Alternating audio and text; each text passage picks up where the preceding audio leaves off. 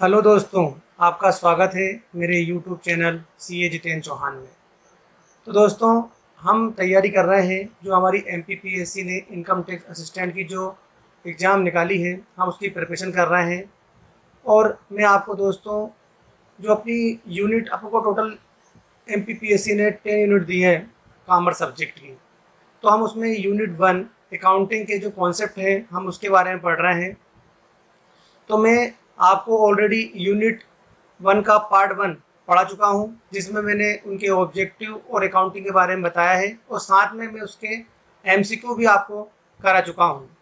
अब हम जो हमारी अकाउंटिंग की पार्ट 2 कर रहे हैं और जो ये हमारा जो बेस है वो इस पर है कि हमारा accounting concept, principle and convention क्या होता है, और ये हमारे MPPSC के इनकम टैक्स सिलेबस में दिया दे रखा है।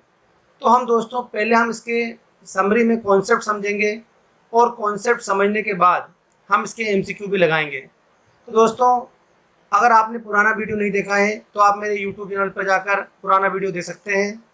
और ये हमारा पार्ट 2 है, साथ में हमारी MCQ सीरीज भी चल रही है। हम कॉन्सेप्ट के बाद MCQ करते हैं। तो चलिए वीडियो में आगे बढ़ते हैं। तो प्लीज़ यार दोस्तों, चैनल को सब्सक्राइब, लाइक और शेयर करना मत भूलिएगा और लाइक और कमेंट जरूर करिएगा। अगर आपको कोई भी, हम साथ में अलग और यूनिट स्टार्ट करने वाले हैं, जैसे GST की यूनिट हम स्टार्ट करने वाले हैं, हम कॉस्टिंग की यूनिट स्टार्ट करने वाले हैं। और अगर आपको PDF चाहिए जो मैं पढ़ाता हूँ तो आप प्लीज़ मुझे कमेंट्स करिए। मैं हम सबके लिए एक टेलीग्राम ग्रुप बना दूंगा, उसमें अपन PDF शेयर कर दिया करेंगे। तो चलिए वीडियो में आगे बढ़ते हैं। तो जो हम पहला पढ़ रहे हैं, हम पढ़ रहे हैं यूनिट 2 का अकाउंटिंग के कॉन्सेप्ट, उसके प्रिंसिपल और कन्वेंशन। तो चलिए पहले हम इसको एक चार्ट के माध्यम से समझ लेते हैं कि हम इसमें क्या क्या पढ़ने वाले हैं। तो ये दे हमको चार्ट दे रखा है, इसमें क्या बताया गया है, इसमें बताया देखो कॉन्सेप्ट, प्रिंसिपल और कन्वेंशन। तो पहला जो हमारा कॉन्सेप्ट है वो है एंटिटी का कॉन्सेप्ट। कौन सा कॉन्सेप्ट? एंटिटी का कॉन्सेप्ट। दूसरा है हमारा मनी मेजरमेंट का कॉन्सेप्ट।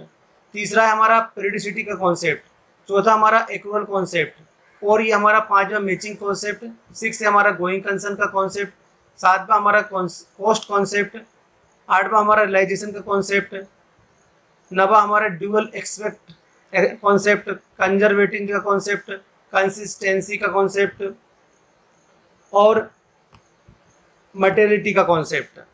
और दोस्तों, हमें अकाउंटिंग पढ़ने से पहले इन कॉन्सेप्ट के बारे में जानकारी होना बहुत ज़रूरी है, क्योंकि अगर हम इनके बिना अगर हम अकाउंटिंग करेंगे और अकाउंटिंग को पढ़ेंगे तो हमें अकाउंटिंग को समझ नहीं पाएंगे। इसलिए ये कॉन्सेप्ट बहुत ज़रूरी है, ये हमारे प्रिंसिपल है, इसके बेस पर ही हमारी अकाउंटिंग चलती है। तो दोस्तों, हम इसके बारे में चलो वीडियो में आगे जानेंगे। तो हमारा जो पहला कॉन्सेप्ट है वो है हमारा एंटिटी का कॉन्सेप्ट, और ये जो हमारा कॉन्सेप्ट है ये बहुत ही इंपॉर्टेंट कॉन्सेप्ट है। तो पहले मैं आपको बता दूं, इन मीनिंग का बता देता हूं मैं आपको कि पहला जो हमारा है, पहले हम जानेंगे कि कॉन्सेप्ट क्या होते हैं। देखो, अकाउंटिंग कॉन्सेप्ट तो है, लेकिन हम कॉन्सेप्ट होते क्या हैं। तो देखो, अकाउंटिंग कॉन्सेप्ट डिफाइन करते हैं कौन से, जो अजम्पशन, जो हमने अजम्पशन ले रखे हैं। और एक बात है कि आपको नोट्स इंग्लिश में मिल रहे हैं, पर मैं आपको बिल्कुल वर्ड टू वर्ड समझाऊंगा, तो जो मेरे हिंदी मीडियम वाले दोस्त हैं उनको भी प्रॉब्लम नहीं आएगी। अगर मैं आपको हिंदी के नोट्स प्रोवाइड करूंगा तो उसमें क्या है, उस लैंग्वेज को समझना आपके लिए बहुत मुश्किल हो जाएगा। तो हमें साथ में आप कहोगे तो मैं आपको हिंदी के नोट्स ही प्रोवाइड कर दूंगा। तो देखो, अकाउंटिंग कॉन्सेप्ट डिफाइन क्या करता है, अजम्पशन करता है, जो हमारी मान्यता है। कॉन्सेप्ट क्या है? हमारी मान्यताएं। कुछ हमारी मान्यताएं चली आ रही हैं अकाउंटिंग में। तो भाई ये मान्यताएं चली आ रही हैं, तो उसके on the basis of which financial statement और बिजनेस एंटिटी आर प्रिपेयर। तो जो हमारे बिजनेस एंटिटी है वो फाइनेंशियल स्टेटमेंट प्रिपेयर करती है कुछ अजम्पशन पर, और ये अजम्पशन ही क्या है हमारे, ये अजम्पशन ही हमारे कॉन्सेप्ट हैं। दूसरी है हमारी accounting principle.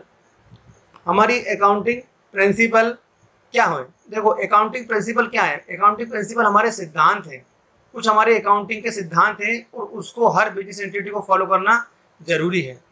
Accounting principle our body और डॉक्ट्राइन कॉमनली एसोसिएट, जो क्या है, कॉमन है विद द थ्योरी और procedure of accounting serving the explanation of current practice and guide of selection, convention, procedure where alternative exit। देखो accounting हमारे सिद्धांत है कि हम कौन सी मेथड इसमें यूज करेंगे अकाउंटिंग के लिए, कौन सी पॉलिसी हम उसे यूज करने वाले हैं, हमारी अकाउंटिंग का प्रोसीजर क्या रहेगा, ये सब क्या है, ये सब हमारे क्या है, प्रिंसिपल हैं। इसके आधार पर ही हम हमारी अकाउंटिंग को रखते हैं। अब देखो हम इसमें बताया गया है कि accounting principle must be satisfy following condition. देखो अकाउंटिंग प्रिंसिपल कब बनेगा, जब ये 5 कंडीशन को सेटिस्फाई करेगा तो वो क्या बनेगा, अकाउंटिंग प्रिंसिपल बनेगा। तो हम उन 5 कंडीशन जानना, और ये हमारे एमसीक्यू पर्पस से बहुत इंपॉर्टेंट है। देखो दे should be based on the real assumption, जो मान्यताएं होना चाहिए वो क्या होना चाहिए, वो रियल होना चाहिए, वो सही में होना चाहिए। तो ये हमारे अकाउंटिंग प्रिंसिपल का पहला कंडीशन है। दे मस्ट बी सिंपल, और जो हमारा प्रिंसिपल होना चाहिए वो क्या होना चाहिए, सिंपल होना चाहिए। अंडरस्टैंडेबल, क्या होना चाहिए, समझने योग्य होना चाहिए, कोई भी नॉर्मल व्यक्ति उसको समझ सके। और एक्सप्लेनेटरी होना चाहिए, और उसको उसे समझने योग्य बनाया जा सके, और हमें डिटेल में पता समझा सके हम किसी को। तीसरा है हमारा they must be follow consistently, और जो हम प्रिंसिपल फॉलो कर रहे हैं वो हम कंसिस्टेंटली फॉलो करें, मतलब हम क्या लगातार फॉलो करें। ऐसा ना हो कि हम एक वर्ष फॉलो करें और सेकेंडरी ईयर में हम उसको फॉलो ना करें। तो ये भी हमारे प्रिंसिपल के लिए बहुत जरूरी है। They should be able to reflect the future production, और वो क्या कर सके, वो भविष्य की का अनुमान लगा सके, प्रोडक्शन कर सके। और दे should B information for user, informational user, और वो यूजर के लिए इंफॉर्मेशन हो। तो ये 5 कंडीशन हमारे अकाउंटिंग प्रिंसिपल को फॉलो करती हैं। अब हम जानते हैं अकाउंटिंग कन्वेंशन क्या होता है। देखो accounting convention in merge of accounting practice formally now as a accounting principle adopt of the parent. तो जो हमारा अकाउंटिंग कन्वेंशन है ना, हम क्या कॉमनली उसको अकाउंटिंग प्रिंसिपल के नाम से भी जानते हैं। और जो बहुत सारी हमारी वेरियस ऑर्गेनाइजेशन क्या करती हैं, एडॉप्ट करती हैं ओवर पीरियड ऑफ टाइम। तो the convention are drive use and practice the accountancy body, the word may be change of the convention improve the quality. देखो change of the convention, convention क्या मतलब होता है कि ये चेंज हो सकते हैं, कि किस कारण चेंज हो सकते हैं, अगर हमारी अकाउंटिंग की क्वालिटी अगर इंप्रूव हो रही है तो हम क्या कर सकते हैं, ये चेंज भी होते रहते हैं। Accounting convention need not have the universal application, ये यूनिवर्सल एप्लीकेशन नहीं है। अगर मान के चलो जैसे कि हम बैलेंस शीट बना रहे हैं, तो पहले हम क्या बनाते थे, वर्टिकल फॉर्म में बनाते थे। अब हमें प्रेजेंटेशन बनने के लिए हम क्या करें, हॉरिजॉन्टल फॉर्म में बनाने लगे। तो ये क्या हुआ, ये क्वालिटी इंप्रूवमेंट है। तो ये क्या हुआ, हमारे कन्वेंशन में चेंज हुआ। अब देखो in the study material the accounting concept, accounting principle और accounting convention has been use the interchangeable. तो जो हमारा हम क्या कर सकते हैं, इनको इंटरचेंजेबल यूज करते रहते हैं। किसको, अकाउंटिंग कॉन्सेप्ट को, अकाउंटिंग प्रिंसिपल को, या अकाउंटिंग कन्वेंशन। मतलब इन सबका मतलब लगभग एक ही है, क्योंकि बोल रहा है कि हम interchangeable mean those basic point of agreement तो financial accounting theory and practice. तो हम इसमें जैसे मान लो अगर आपको कोई पूछे बताओ कॉन्सेप्ट क्या है, प्रिंसिपल क्या है, कन्वेंशन क्या है, तो हम उनको इंटरचेंजेबल यूज करते रहते हैं। तो ये हमारे हमने समझी। अब हम इसमें जो हमारा नेक्स्ट कॉन्सेप्ट हम पढ़ेंगे वो हम पढ़ेंगे एंटिटी का कॉन्सेप्ट। मैंने आपको बताया ना इतने हमारे कॉन्सेप्ट है, एंटिटी का कॉन्सेप्ट, मटेरियलिटी का कॉन्सेप्ट, एक्रूअल का कॉन्सेप्ट। तो हम नेक्स्ट वीडियो में हम क्या पढ़ेंगे, हम पढ़ेंगे एंटिटी का कॉन्सेप्ट। तो आई होप दोस्तों आपको वीडियो पसंद आया होगा, तो प्लीज़ चैनल को सब्सक्राइब और लाइक करना मत भूलिएगा। Thank you very much.